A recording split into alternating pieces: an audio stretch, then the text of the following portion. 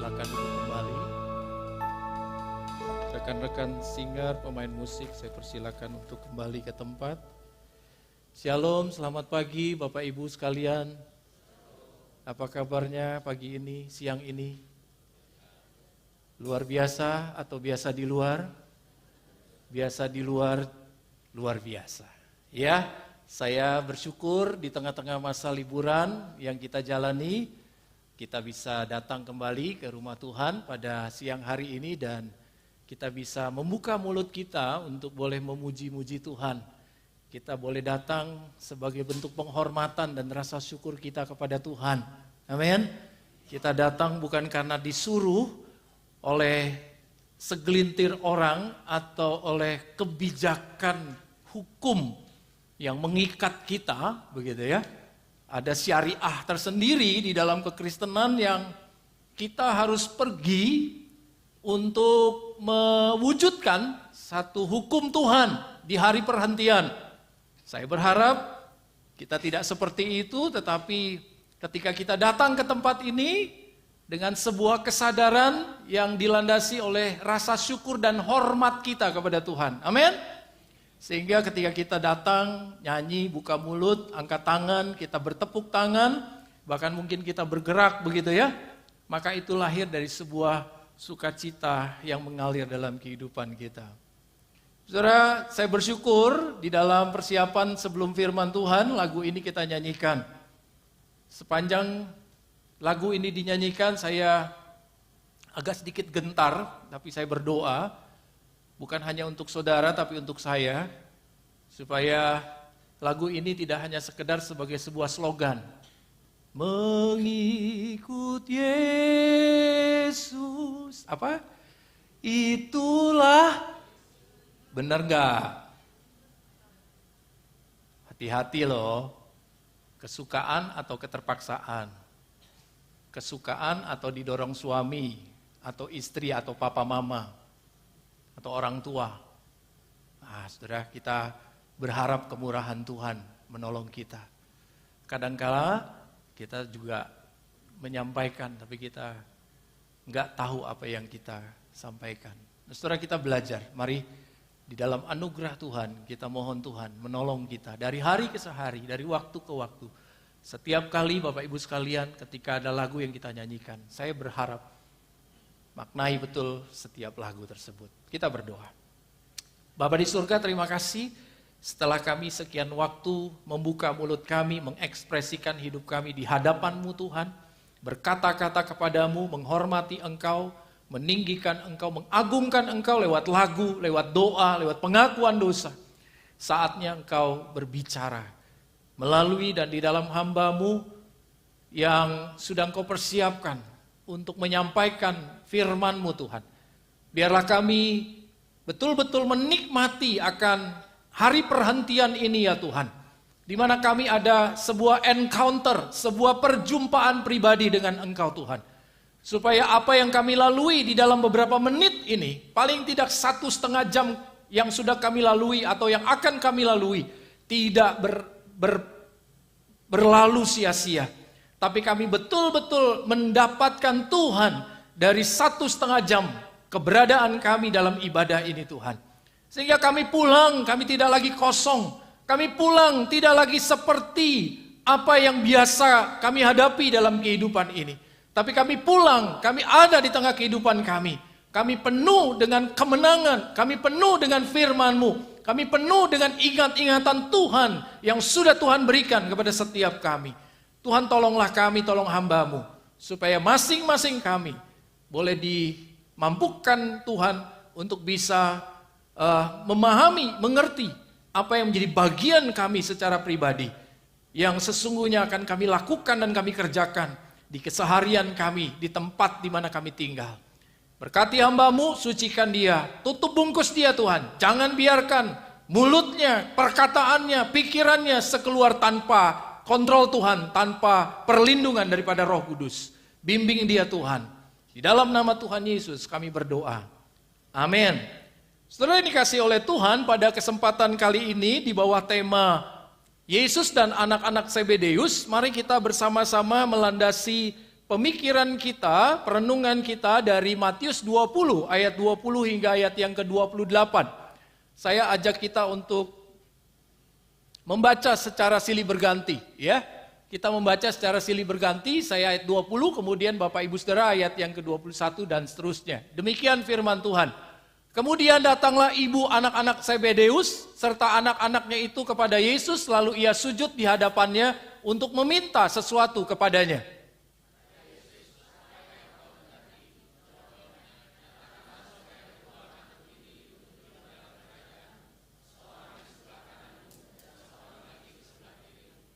Namun Yesus menjawab, katanya, kamu tidak tahu apa yang kamu minta. Dapatkah kamu meminum dari cawan yang akan kuminum? Kata mereka kepadanya, kami dapat.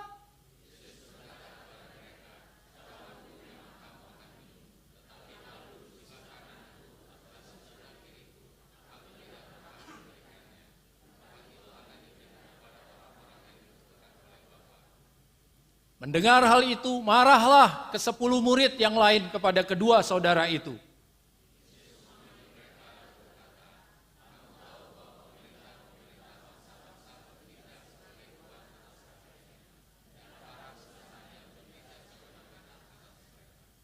Tidaklah demikian di antara kamu. Siapa saja yang ingin menjadi besar di antara kamu, hendaklah ia menjadi pelayanmu.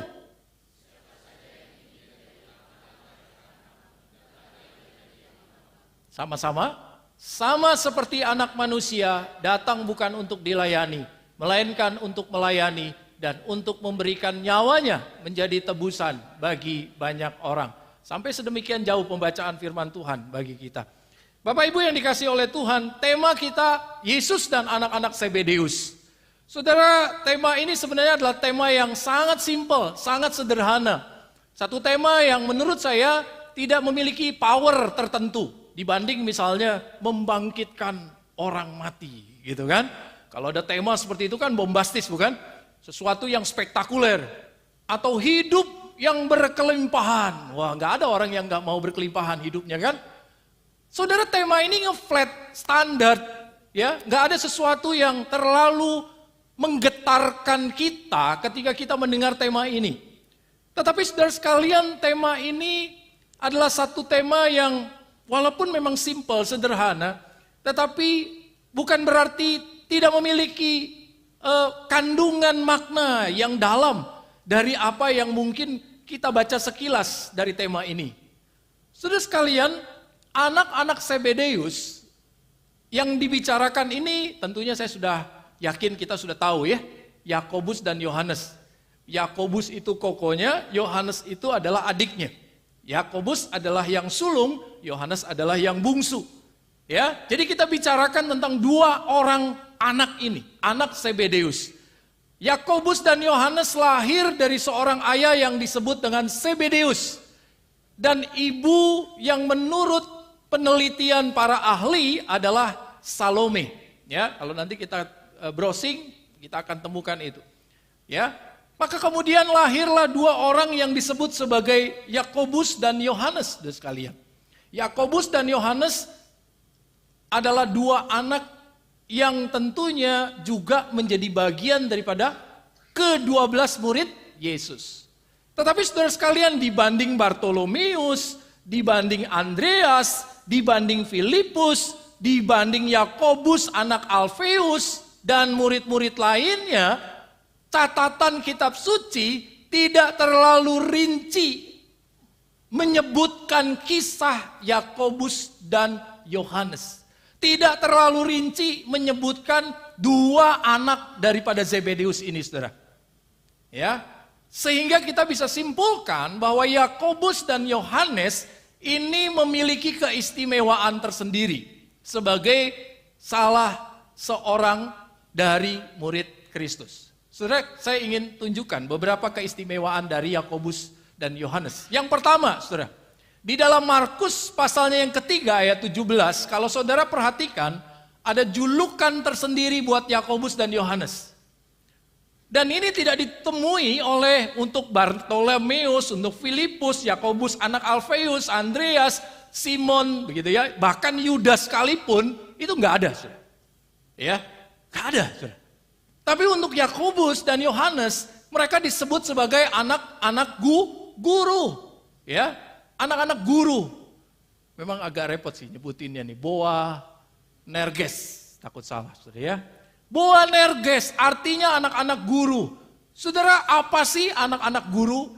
Mungkin, ini pun juga mungkin, catatan yang diduga menjadi sebuah catatan untuk menunjukkan kenapa Yesus mengatakan atau memberikan julukan Yakobus dan Yohanes itu Boanerges. Ya, anak guru. Jadi sudah diidentifikasi bahwa Yakobus dan Yohanes ini punya temperamen yang meletup-letup begitu ya. Lalu kemudian Yesus memberikan julukan dua orang ini Boanerges, anak guru. Karena memang temperamennya itu adalah temperamen yang begitu temperamental. Kalau orang bilang hari ini sumbu pendek kira-kira ya. Nggak boleh disulut sedikit meledak gitu kira-kira ya. Disulut sedikit meledak, saudara ya, meledak-ledak, meletup-letup. Maka kemudian dia disebut Boanerges. Dan itu dilakukan atau disampaikan oleh Yesus sendiri. Yang kedua, saudara, satu-satunya murid dari 12 murid Yesus yang pertama sebagai martir dan tercatat pula di dalam Alkitab. Artinya apa, saudara? Bahwa Yakobus adalah satu-satunya yang dicatat sebagai martir, mati, berkorban bagi Kristus. Saudara, tercatat di dalam Kisah Para Rasul pasalnya yang ke-12, ayatnya yang kedua, bahwa Yakobus mati di tangan Herodes, ya, di tangan Herodes Agung Agripa, dan pada waktu itu dia dibunuh dan dipenggal kepalanya, saudara sekalian. Dan selisih waktunya itu dari catatan kira-kira dia tahun 44. Kalau dari anggaplah 33 tahun begitu ya, antara 10 sampai 11 tahun setelah itu. Setelah Yesus mati begitu ya, maka kemudian Yakobus juga mati sebagai martir. Dan itu tercatat. Bagaimana dengan Bartolomeus? Bagaimana dengan Filipus? Bagaimana dengan Andreas? Bagaimana juga dengan Petrus? Saudara, mereka tidak tercatat secara rinci di dalam kitab suci sebagai martir. Tapi kenapa kok kita tahu?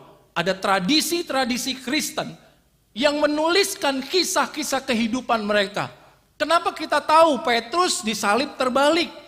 Kenapa kita tahu Thomas ditombak matinya? Kenapa kita tahu ada Yakobus yang kemudian juga dipenggal misalnya? Kenapa kita tahu ada yang lain? Karena ada tradisi-tradisi yang mencatatkan akhir atau perjalanan hidup mereka dan akhir hidup pelayanan mereka. Tidak di dalam Alkitab. Hanya Yakobus dan sekalian. Ketiga, ya Yohaneslah yang tercatat dalam Alkitab secara berulang kali disebutkan sebagai murid yang dikasihinya. Secara literal, saudara sekalian. Dan Yesus menyebutkan itu beberapa kali, saudara sekalian.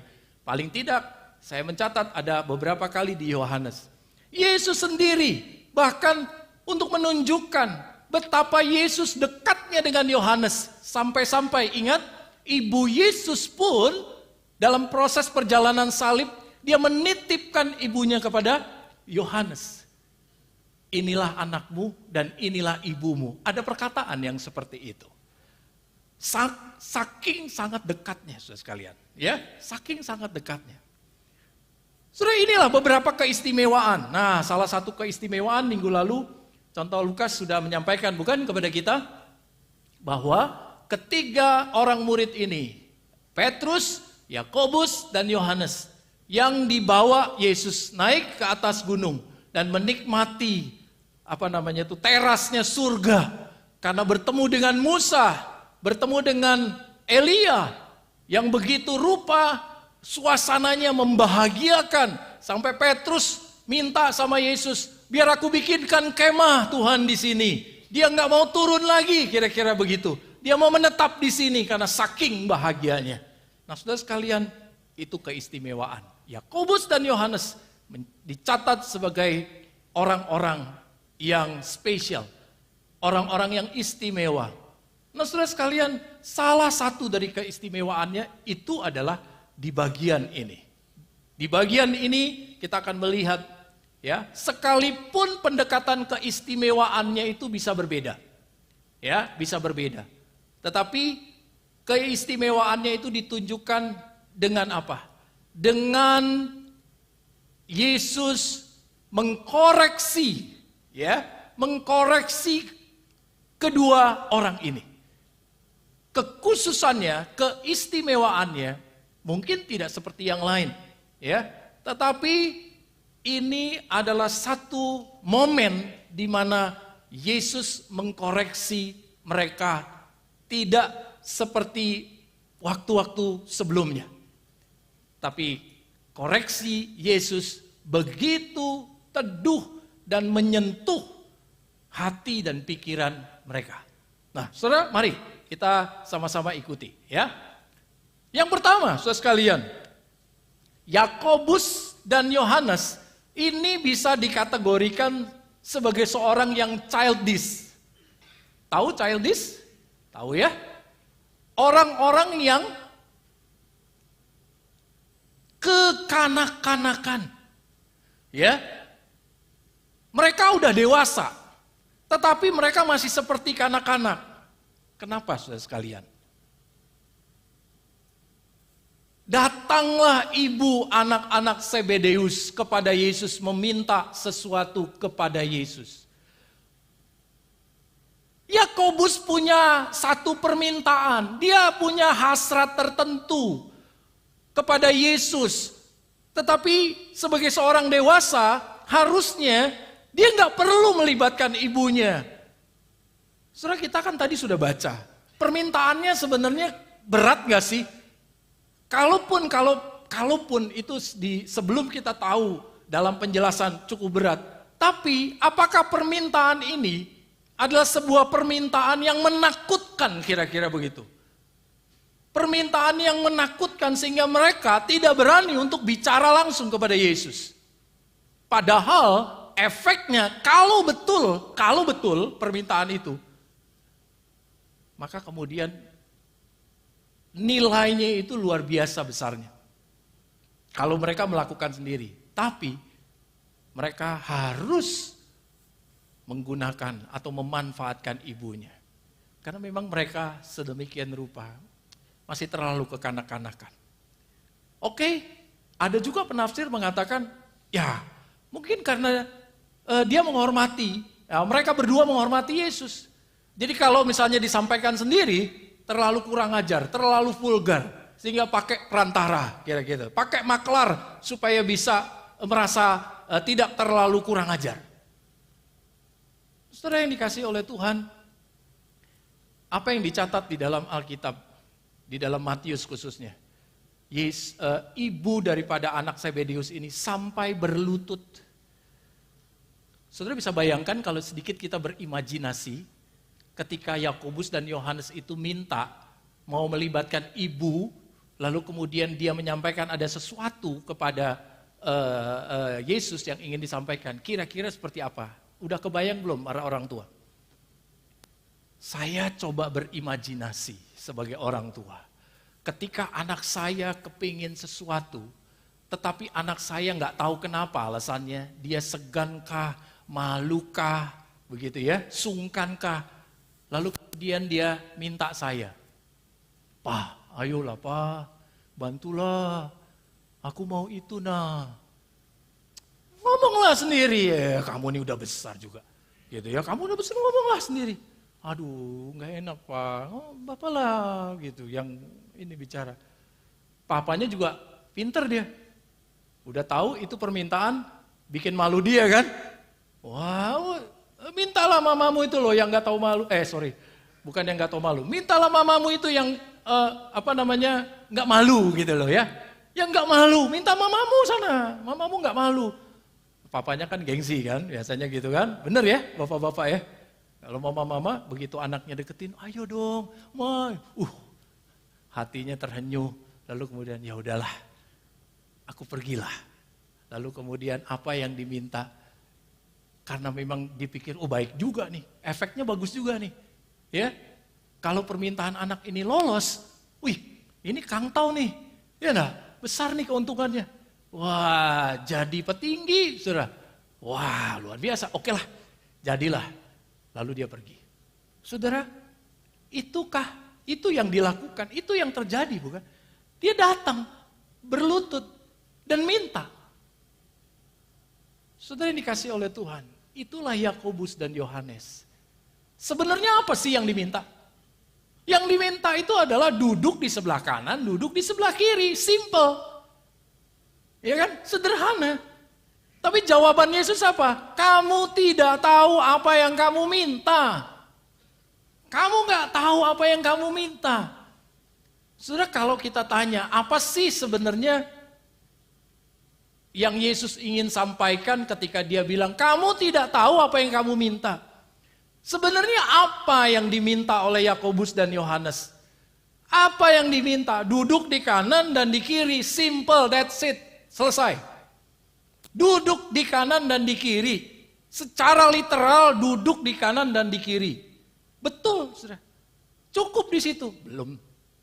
Enggak cukup sampai di situ, saudara sekalian. Kenapa enggak cukup? Ya terbukti ketika Yesus bilang sama mereka, kamu tuh enggak tahu apa yang kamu minta. Kamu enggak tahu apa yang kamu minta, nak. Kira-kira begitu. Ya, pertanyaannya adalah, ketidaktahuan yang diminta oleh Yakobus dan Yohanes itu apa?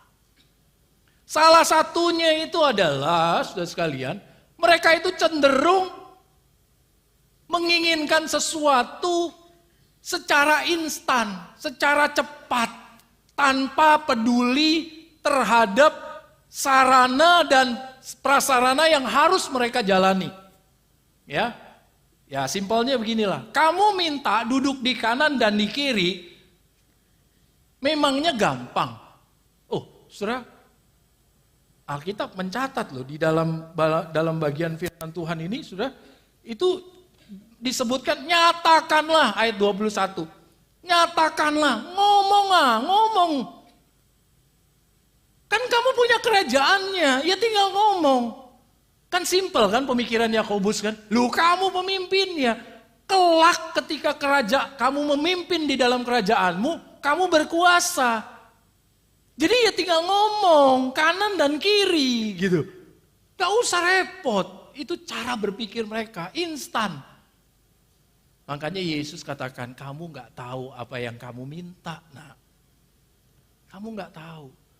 Selain memang Yakobus dan Yohanes itu cenderung tidak peduli terhadap proses, hanya mau instan, ya, mau mendapatkan sesuatu yang cepat.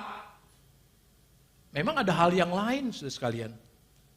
Ada hal yang lain. Yang lainnya apa, saudara sekalian? Yang lainnya itu adalah mereka meminta hanya untuk memuaskan keinginan diri mereka sendiri. Mereka tidak peduli pada orang lain. Ya. Saudara, nggak pedulinya gimana? Nggak pedulinya begini. Kalau mereka tahu, ya, mereka tahu bahwa duduk di kanan dan kirinya itu adalah memuaskan diri mereka. Dia nggak mau pusing dengan yang lain. Mau cepet-cepet apa? Ya kalau bisa ya dia duluan yang duduk di situ. Kalau keburu orang lain, nah kan runyam. Makanya buru-buru cepet. Supaya tidak terlalu kelihatan terburu-buru dan lebih sopan, lebih soft, pakailah ibu. Mereka ingin memuaskan diri mereka. Pakai ibu itu bukan menunjukkan rasa hormat, tapi mereka kepengen buru-buru berada di tempat itu. Jangan sampai keduluan. Karena Yesus ini berbicara tentang kerajaannya itu berulang kali, bukan cuma secara personal dibisikin kepada Yakobus dan Yohanes, tidak, tapi secara terbuka. Nah kalau terbuka, maka ada kemungkinan orang lain pun akan mendengar. Nah kalau orang lain sudah mendengar, mereka punya pemikiran yang sama, lalu kemudian mereka mengejar itu, dan mereka mendapatkannya, gigit jari Yakobus dan Yohanes. Masuk akal bukan? Saudara yang dikasih oleh Tuhan. Yang lain adalah asosiasi kemuliaan yang mereka miliki dari apa yang mereka minta. Itu referensinya adalah dunia. Modelnya itu adalah dunia. Padahal Yesus bicara di dalam kerajaannya. Dan ini bukan berbicara dengan model dunia. Tapi itulah mereka.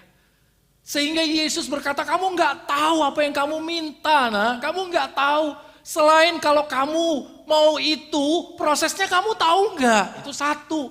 Kamu tahu gak, nah, ketika kamu minta itu, sebenarnya itu memang motivasi terdalam kamu lurus atau tidak. Sesuai dengan kehendak Tuhan atau tidak. Dua. Yang ketiga, kamu betul-betul bisa bayar harga atau tidak untuk duduk di situ. Berat loh. Yesus katakan apa? Dapatkah kamu meminum cawan dari cawanku? Memang dasar Yakobus dan Yohanes nyeletuk aja. Itulah Boanerges, sumbu pendek. Kami dapat. Kami dapat. Mungkin kalau dulu gitu ya kira-kira ya. Udah ada drama Cina. Nah kira-kira nih Yakobus sama Yohanes nih terpengaruh. Sering nonton drama Cina. Pengennya instan. Ya. Ada anak malang di pinggir jalan. Jualan ketan. Orang kaya lewat pewaris takhta. Dilirik. Mau beli. Lalu kemudian dia beli 2. Kok rasanya kenal ya sama anak ini ya. Lalu kemudian dia ingat, ini anak 10 tahun waktu aku dengan pacarku yang dulu. Dan waktu itu aku ingat kami pernah punya anak dan terpisah gitu ya. Lalu pergi sebentar, 2 hari berikutnya kok terngiang-ngiang ya. Lalu kemudian dia suruh supirnya balik lagi, coba anak yang jualan ketan samperin. Kalau bisa tanyain orang tuanya siapa. Gak lama terus kemudian, gak dapat, anaknya pergi, ya lapaknya udah diusir sama Satpol PP, lalu kemudian dia pindah lagi, dicari sama supirnya, pengawal, semua turun, cari anak yang jual ketan itu, lalu dicari semua, seluruh kota, lalu dapat, dan kemudian dicari tahu anak itu, lalu kemudian anak itu ketahuan, kamu dari mana, kamu asalnya dari mana, orang tuamu siapa, lalu diterusin, lama-lama 1 bulan, jadilah anak itu anak pewaris takhta, korban drama Cina. Nah, itu kan? Enak kan? Gampang. Iya, karena memang kita itu Yakobus. Pengennya cepet gitu, instan. Dia nggak tahu prosesnya. Enak kan?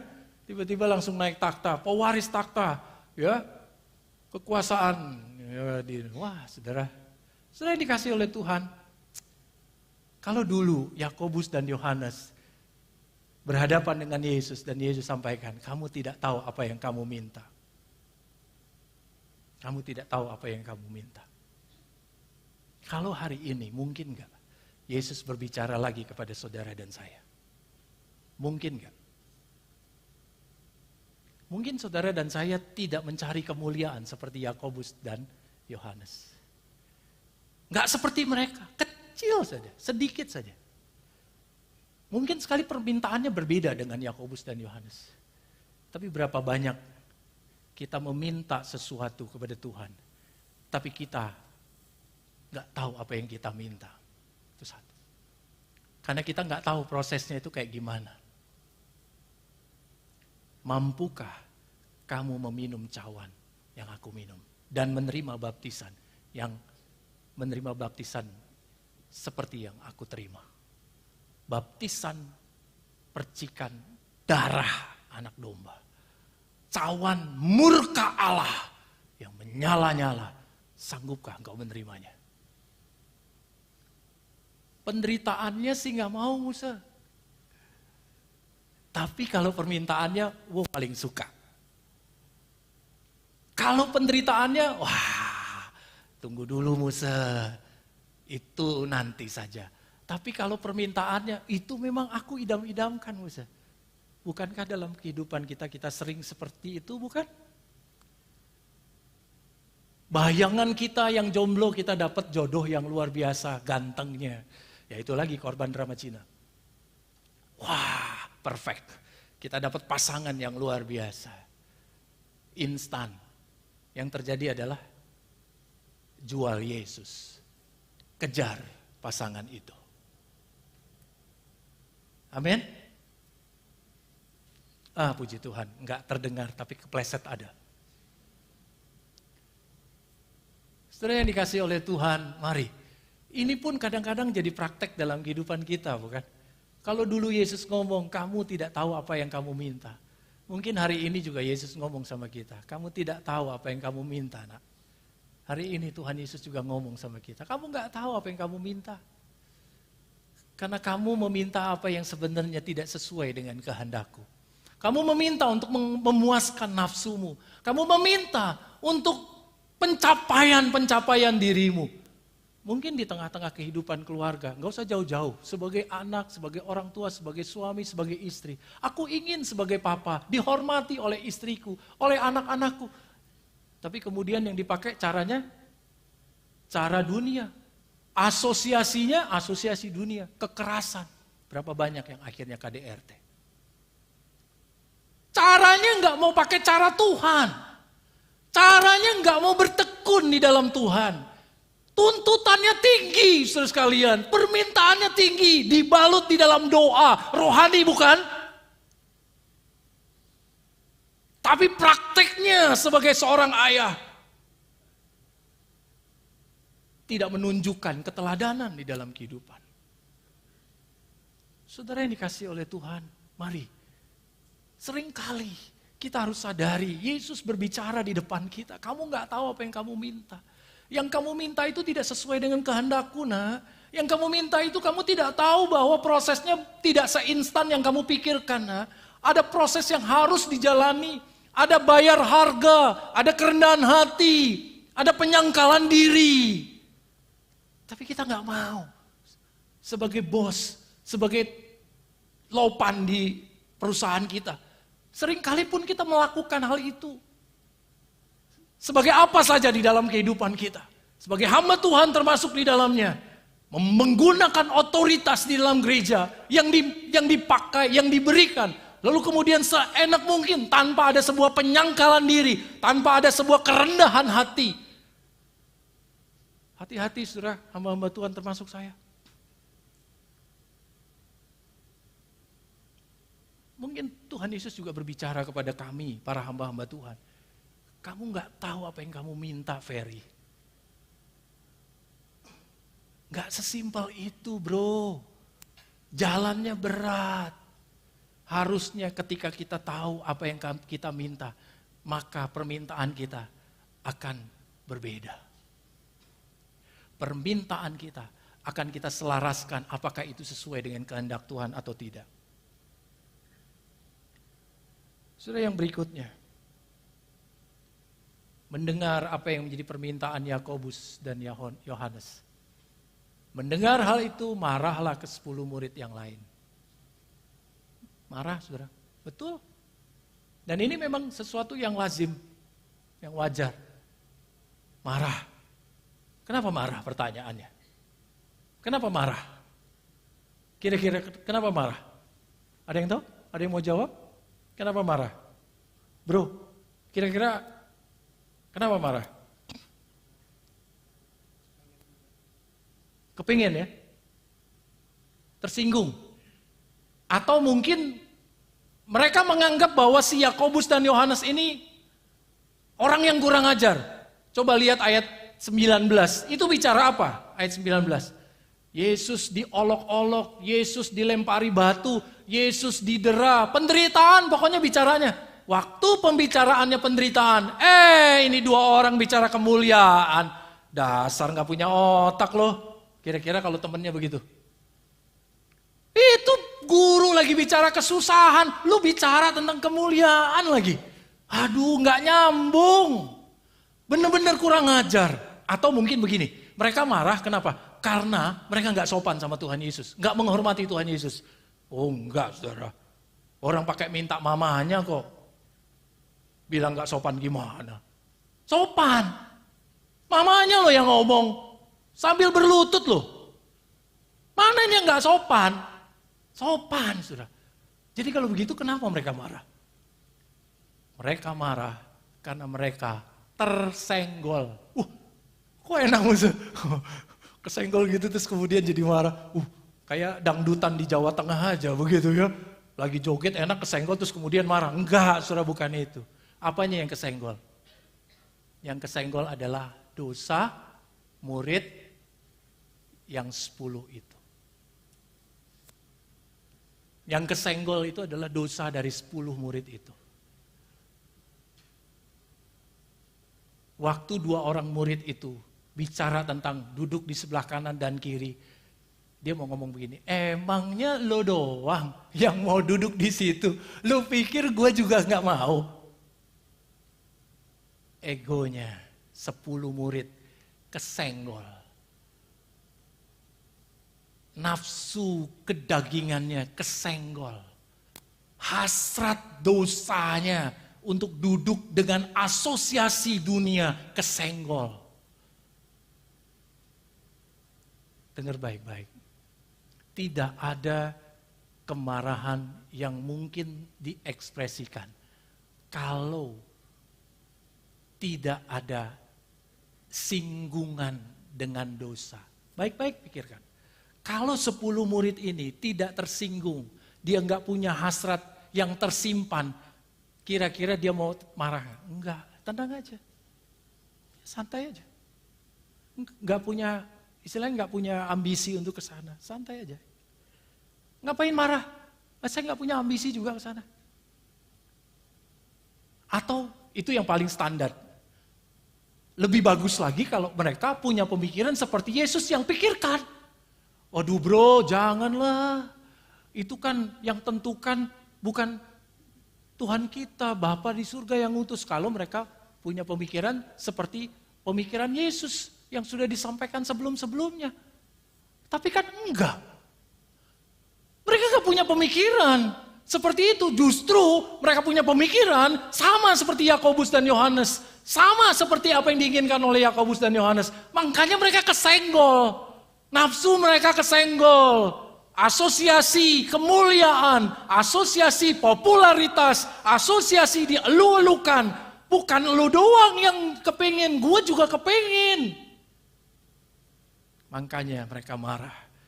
Dan reaksi Yesus ditunjukkan ayat 23.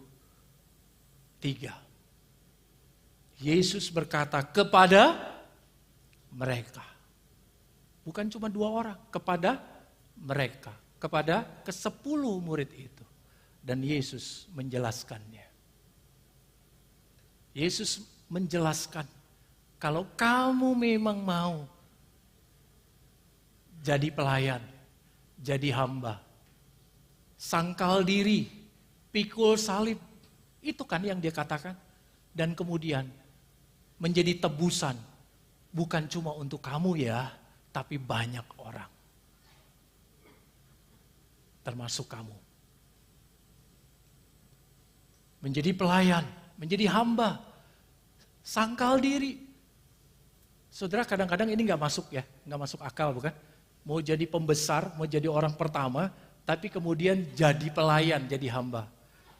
Itu gak masuk pikiran bukan? Karena memang betul, asosiasinya Yesus itu, kemuliaan yang akan didapat itu, bukan modelnya seperti Roma menjajah orang-orang Yahudi waktu itu. Makanya Yesus pakai, di dalam bagian yang terakhir Yesus bilang begini, tidaklah demikian di antara kamu. Ayat 25 Yesus katakan, kamu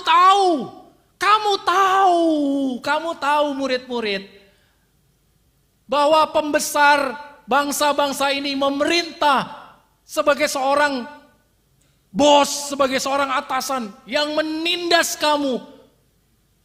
Kamu tahu bahwa bangsa-bangsa yang memimpin kamu itu bertindak sewenang-wenang terhadap kamu. Semau-maunya.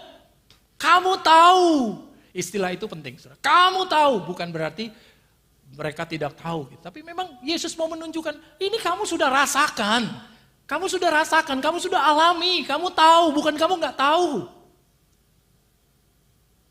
Dan model itu yang lagi ditegur oleh Yesus. Model yang dipikirkan oleh mereka, model pemerintah Romawi yang menindas, itu sudah dikasih oleh Tuhan. Itu sebabnya Yesus katakan, kamu tidak tahu apa yang kamu minta. Kalau kamu mau menghendaki jadi pembesar dan orang pertama, Yesus enggak larang, tapi sudah siap engkau sangkal diri, rendah hati, dan kemudian ambil sikap melayani. Saudara yang dikasih oleh Tuhan, ada kata penting. Kata datang. Yang kalau kita baca sekilas itu enggak punya, ya biasa-biasa saja. Tapi kata datang ini menunjukkan apa? Saudara, kalau kata ini tidak ada, kira-kira akan jadi apa, saudara? Kalau kata ini tidak ada. Bukan untuk dilayani, melainkan untuk melayani. Jadi slogan. Jadi slogan. Slogan saja. Bukan untuk melayani, bukan untuk dilayani, tapi melayani. Jadi slogan. Sama untuk memberikan nyawanya menjadi tebusan bagi banyak orang. Slogan. Jadi propaganda. Jadi isu saja. Tapi kata datang di sini menjadi satu perwujudan. Yesus datang. Bukan minta dilayani, tetapi melayani. Yesus datang menjadi tebusan bagi banyak orang. Menebus engkau dan saya. Karena banyak orang. Datang. Datang itu mewujudkan. Datang itu mewujudkan. Datang itu menunjukkan. Bukan cuma slogan, bukan perintah, bukan cuma nyuruh, tapi datang. Sama seperti anak manusia, datang sekalian. Bukan cuma untuk oncang-oncang kaki, bukan. Kalau slogan ya oncang-oncang kaki. Tapi datang. Berpengaruh gak nasihat Yesus kepada Yohanes dan Yakobus? Sangat berpengaruh. Sangat berpengaruh. Tadi saya sudah jelaskan. Yakobus, martir pertama dari 12 murid. Bukan cuma dibunuh, tapi ditebas kepalanya. Dicatat di dalam kitab suci. Yang kedua, 1 Yohanes. Berpengaruh gak? Sangat berpengaruh. Perhatikan baik-baik. Meminta sesuatu. Pernah gak waktu itu dia meminta? Pernah. Yohanes ingat, dia pernah minta, tapi tidak sesuai dengan kehendak Tuhan. Setelah itu, dia melayani. Jauh dia melayani, sampai diasingkan di Pulau Patmos. Apa yang dia sampaikan? Meminta sesuatu kepadanya, menurut kehendaknya. Bukan menurut keinginannya. Bapak Ibu yang dikasihi oleh Tuhan. Berharga enggak Kristus dalam hidup kita? Tolong tanya, permisi tanya. Berharga enggak? Dalam hati saja di hadapan Tuhan. Berharga enggak? Yang kedua, seberapa berharganya Kristus dalam hidupku? Dalam hidup saya, dalam hidup kita? Jawab secara pribadi. Berharga enggak Yesus? Seberapa berharganya Yesus? Setengah? Seperempat? 3/4? Separuh? Seberapa? Saudara, kalau Yesus berharga dan keberhargaan Yesus dalam diri kita penuh, dia berharga, maka sesuatu yang kita korbankan seberat apapun tidak akan menjadi sesuatu yang memberatkan dan membebani kita. Bahkan justru sebaliknya, karena Yesus terlalu berharga, aku mau melakukan penderitaan atau menjalani hidup penderitaan yang Tuhan izinkan. Dan percayalah, Yesus tidak akan pernah meninggalkanmu. Tundukkan kepala, kita masuk di dalam doa. Yesus terlebih besar. Yesus terlebih besar. Di dalamku, di dalammu, di dalam kita semua. Saudara, berapa berpengaruhnya Yesus hadir di dalam hidupmu? Berapa besarnya Yesus hadir dalam hidupmu? Seberapa besar pengaruh Yesus dalam hidupmu? Hari ini mungkin engkau berpikir, aku udah terlalu sering ikut bergereja. Aku terlalu rajin pelayanan. Tapi saudara, aktivitas ketaatan atau kepatuhan spiritual, kepatuhan seremonial seperti itu, saudara, bukan jaminan bahwa menunjukkan engkau menempatkan Yesus begitu berharga dalam hidupmu. Yesus terlebih besar. Yesus terlebih besar. Yesus terlebih besar di dalamku, di dalamku.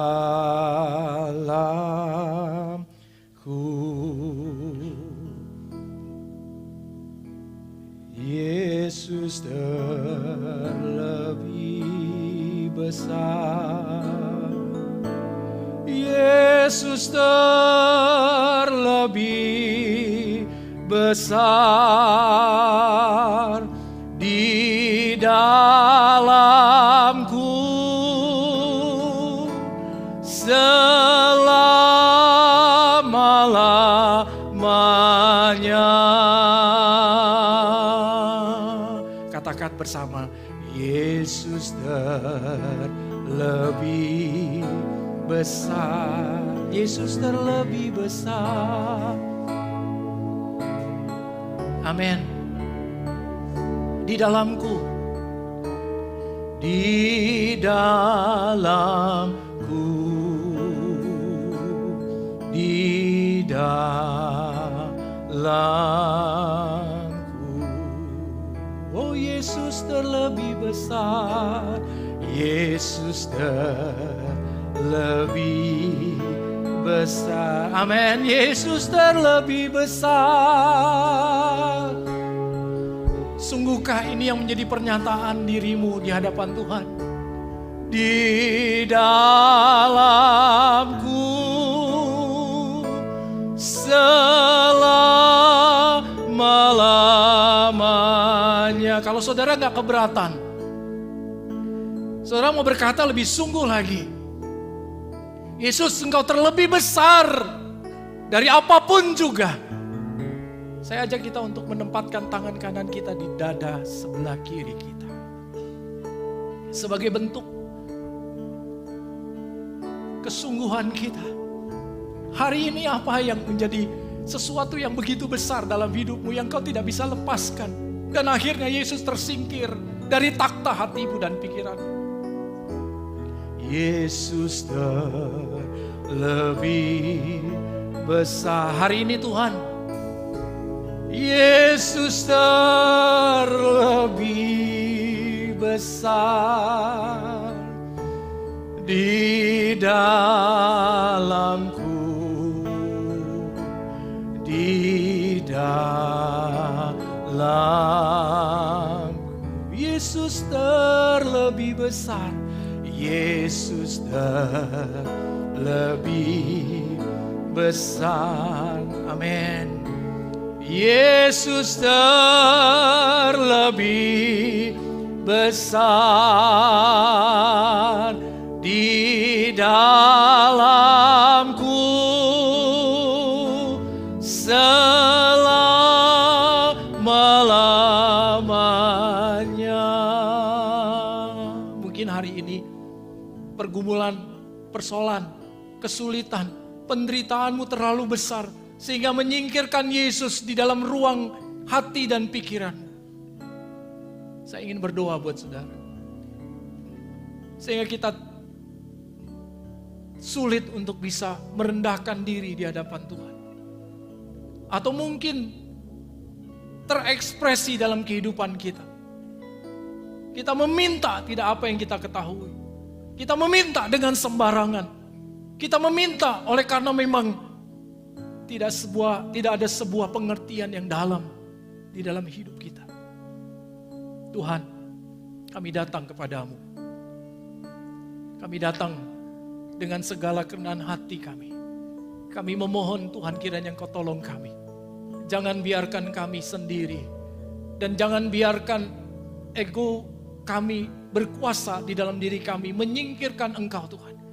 Jangan biarkan mimpi-mimpi indah kami. Jangan biarkan keinginan-keinginan instan kami yang menguasai hati dan pikiran kami. Mengenyahkan kebesaran-Mu di dalam kehidupan kami. Tuhan, kami mohon, biarlah Engkau tolong kami. Supaya kami betul-betul sanggup menjalani kehidupan ini, sekalipun harus dengan cara yang berat, dengan proses yang tidak mudah, tapi di dalam anugerah dan pertolongan Tuhan, karena kami yakin bahwa Tuhan jauh lebih besar dari segala sesuatu, maka kami bisa melewatinya bersama dengan Engkau. Berkati setiap anak-anak-Mu Tuhan, berkati setiap mereka. Di dalam nama Tuhan Yesus Kristus, Juru Selamat kami yang hidup, kami berdoa, kami bersyukur. Amin. Tuhan Yesus memberkati kita.